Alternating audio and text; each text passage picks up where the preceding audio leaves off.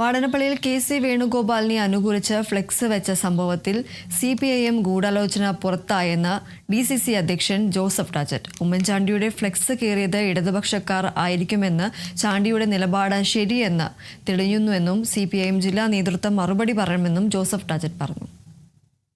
Marxist പാർട്ടിയുടെ ജീർണതയുടെ മുഖമാണ് നമുക്ക് കാണുവാൻ സാധിച്ചത്. പാതിരാത്രിയിൽ ഫ്ലെക്സ് വെച്ചതുകൊണ്ട് 102-ന്റെ ശോഭ കെടുത്താനോ ഉമ്മൻചാണ്ടി സാറിൻ്റെ ദീപ്ത സ്മരണ ഇല്ലാതാക്കാനോ സാധിക്കില്ല എന്നുള്ളതാണ് ഞങ്ങൾക്ക് ഈ കാര്യത്തെക്കുറിച്ച് പറയാനുള്ളത്. അവിടുത്തെ ബ്ലോക്ക് പഞ്ചായത്ത് മെമ്പറായ ഷൈന മുഹമ്മദിൻ്റെ ഭർത്താവാണ്. ഇത്രയും ഉത്തരവാദിത്തപ്പെട്ട ഒരു വ്യക്തി എന്ന് മാത്രമല്ല, അവരുടെ CPMൻ്റെ വാട്സാപ്പ് ഗ്രൂപ്പിൽ അദ്ദേഹത്തിൻ്റെ ഓഡിയോ സന്ദേശവും വന്നിട്ടുണ്ട്. അങ്ങനെ പരസ്യമായി പറയണമെന്നുണ്ടെങ്കിൽ ഇത് നേതൃത്വത്തിൻ്റെ അറിവോടുകൂടി തന്നെയാണെന്നാണ് ഞങ്ങൾ വിശ്വസിക്കുന്നത്. സ്വന്തം കണ്ണിലെ മരക്കഷ്ണം നീക്കിയിട്ടാകാം മറ്റുള്ളവരുടെ കണ്ണിലെ കരട് നീക്കൽ എന്നാണ് ഈ കാര്യത്തെക്കുറിച്ച് പറയാൻ.